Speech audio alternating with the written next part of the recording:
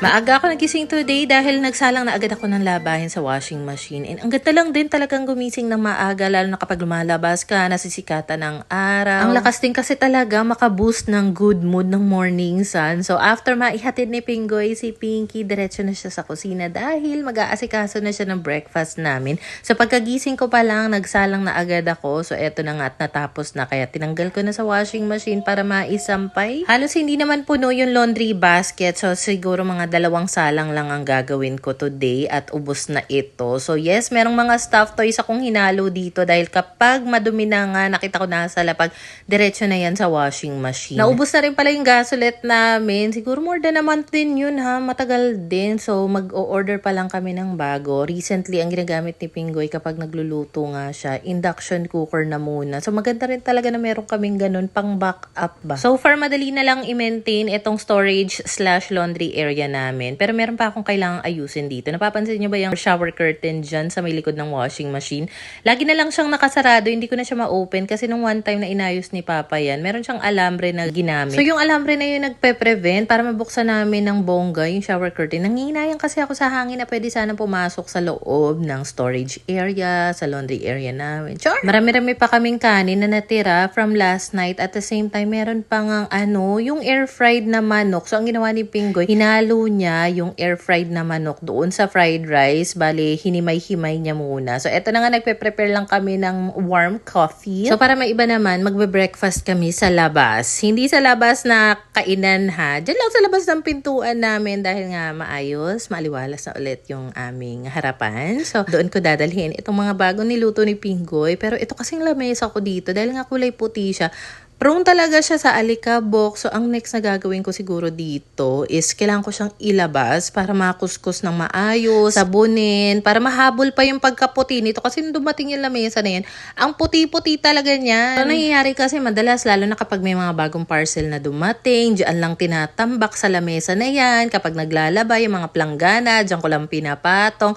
So, kapag pang-outdoor talaga, mas better kapag dark color, mga kulay itim, para hindi dumihin. Pero kasi, dahil maliit nga lang itong space sa labas ng pinto, even though alam ko namang dumihin ng puti, sinadya kong gawing puti pa rin yung theme dito. So, ayun na nga ang simpleng breakfast namin. Kain na tayo, guys! Nakabalik na rin pala si Kowa dito at sabi ko nga kay Papa, dito na rin siya mag-breakfast. Usually kasi kapag inaaya yan, pakain na dito.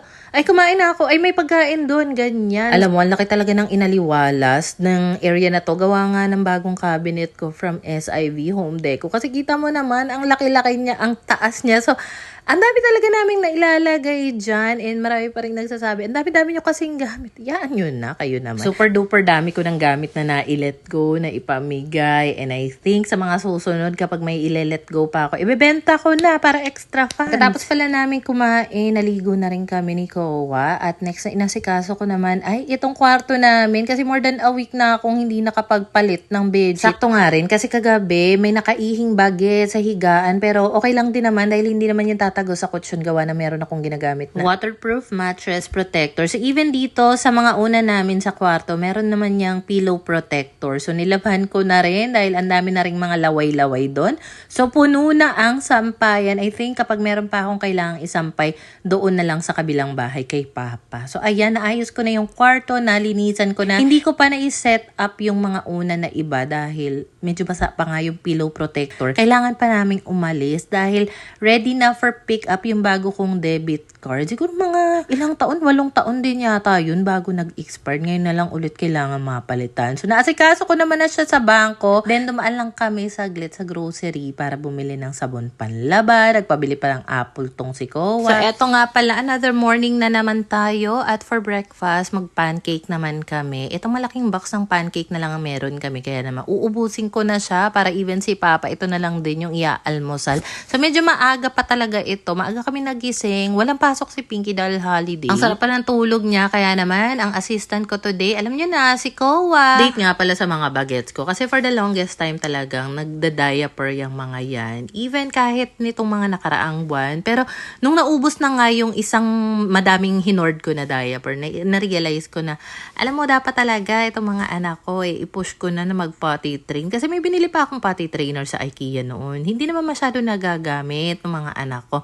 So, etong panganay ko, pag poop, sa banyo na talaga siya. Pero kapag wiwi, mas trip niyang mag-diaper. Pero itong si Kowa, feeling ko naman, malaki na siya and kaya niya na ma-determine kapag naiihi siya, nag-poop siya.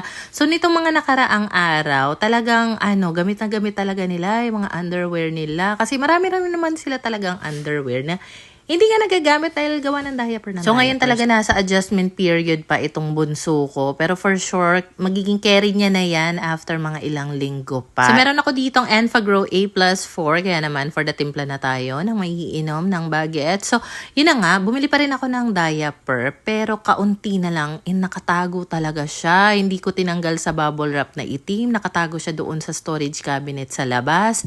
And gagamitin na lang yun kapag gabi. Kasi ayoko namang maglaba ng bedsheet gawa na naihian nila. So anyway, nakapagpa-refill na nga po pala kami ng gasolette namin. Pero napansin ko nung huli nasa 290 pesos. Ngayon nasa 295 pesos na yung refill namin. And siguro magagamit namin to ng mga 1.5 month or close to 2 months. So mura pa rin naman siya kumpara dati sa ginagamit namin na butane. And good thing lang din na meron kaming pang backup na induction cooker kapag mga emergency. Iban dito sa gasolette at induction cooker, meron pa kaming isang backup kapag hindi namin magamit yung mga yan. Meron pa kaming butane at portable gas stove from Asahi. So ayun na nga, nakapag-breakfast na rin yung mga bagets dito. Ang dami ko talaga naluto na pancake. Alam mo, medyo nagsisi ako na bakit 2 pack ng pancake ngayon niluto ko. Ang dami talagang naluto. Hindi nga naubos. Pero hindi naman siguro masisira yung ilalagay muna sa ref, yung pancake. Tapos bukas, initin na lang siguro, i-steam para makain pa ng mga bata. What do you think? Pagkatapos ko naman makapagluto, dumiretso naman ako dito sa kwarto para makapagligpit ng higaan. And alam mo ba, meron ako napansin dito sa malaki naming kutsyon. Di ba nga nung kailan, nung nasa paanan banda, yung mega box cabinet, talagang na-compress talaga itong kutsyon na ito. Pero ngayon humaba na ulit siya, kapantay na ulit siya nung namin.